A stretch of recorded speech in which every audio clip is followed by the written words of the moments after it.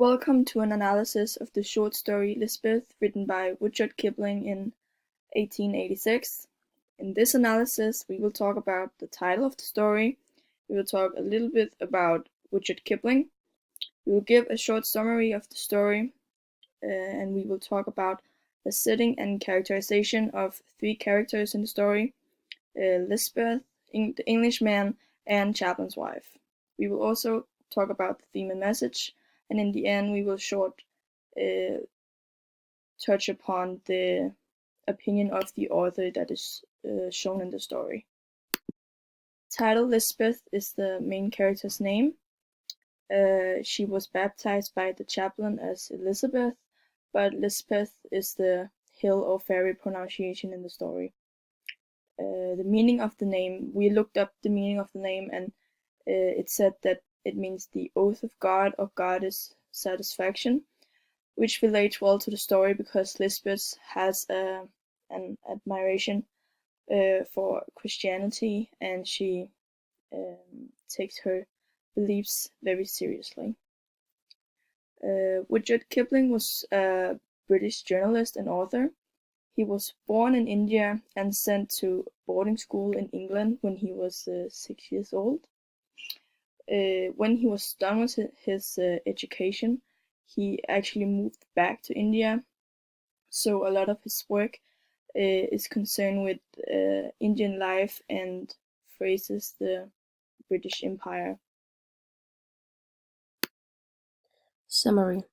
The story Lispeth is written by Rudyard Kipling and is about the young hillgirl Lispeth. One season her parents die from cholera and the Christian missionary take her in and she becomes half servant, half companion to the chaplain's wife. One day on one of her long walks she finds a hurt Englishman and Lispeth decides to nurse him back to health and then marry him. Slowly the Englishman recovers and they start getting to know each other even more. The Englishman tells Lispeth that he's already engaged and that he will come back for her.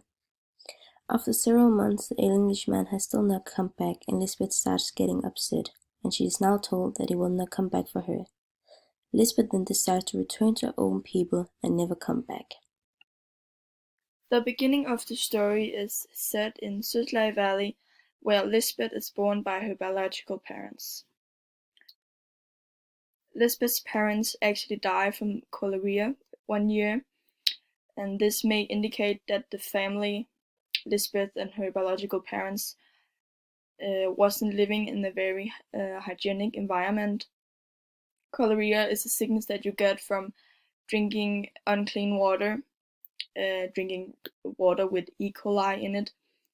Cholera is a sickness mostly found in India and South America. Countries like India and South America don't have a very great sewer system, which means that they may be drinking unclean water. Lispeth also grows up in a mission, which is a religious movement, so she grows up in a strong Christianized environment. Lispeth actually thrives in Christianity, as it says on page 2, line 13. Lispeth took Christianity readily. Lispeth's characterization. Already in the beginning of the story, we get the understanding that Lispeth is a strong woman and that she has been through a lot. With her parents dying at a young age while also going to a strange new place, she is still portrayed as a happy, beautiful, and smart girl.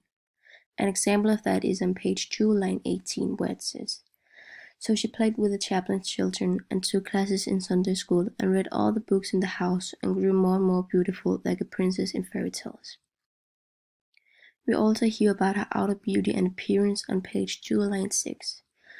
Lispeth had a Greek face, one of those faces people paint so often and see so seldom.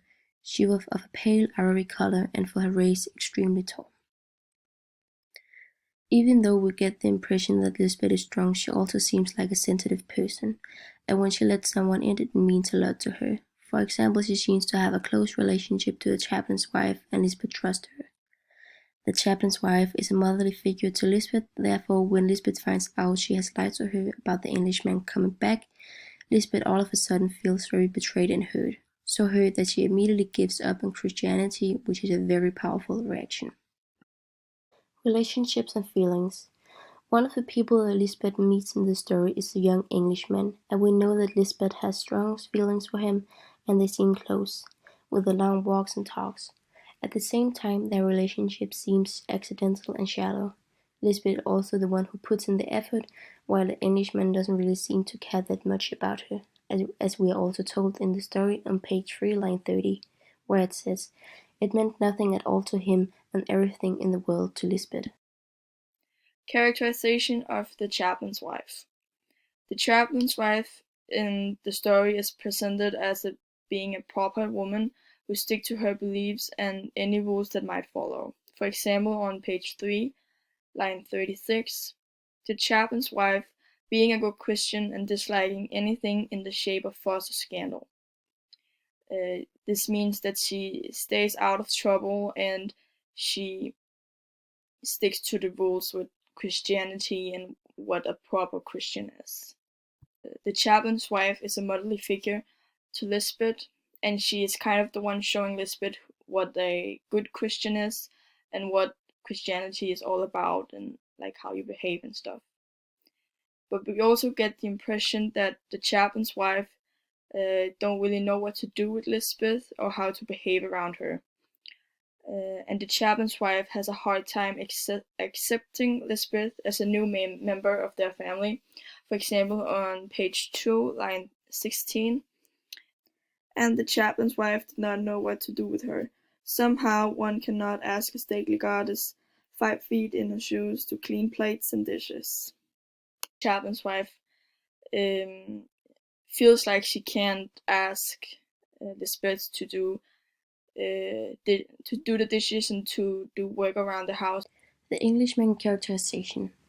In the beginning, we get the feeling that the young Englishman is just as interested in Lisbeth as she is into him. We see him as a good man as he tells Lisbeth that he's already engaged to a girl at home and nothing would happen, as you can see on page 3, line 25.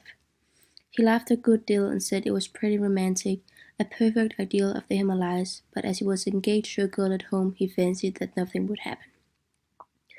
But quickly after that, it seems like he's misleading Lispeth, as you can see on page 3, line 28. Still, he found it very pleasant to talk to Lispeth and walk with Lispeth and say nice things to her. So by spending that much time with Lispeth and saying nice things to her, we get the impression that he's getting manipulative and that he's not having the best intentions for Lispeth. Theme and message.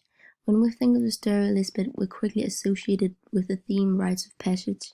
Lispeth several times is forced into unknown situations where she has to make a decision that is going to have a huge impact on the rest of her life.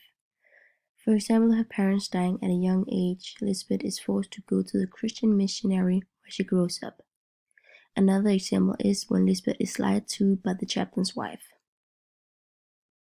This situation that Lispeth is in relates well to the topic rites of passages that we learned about in the grundforløb.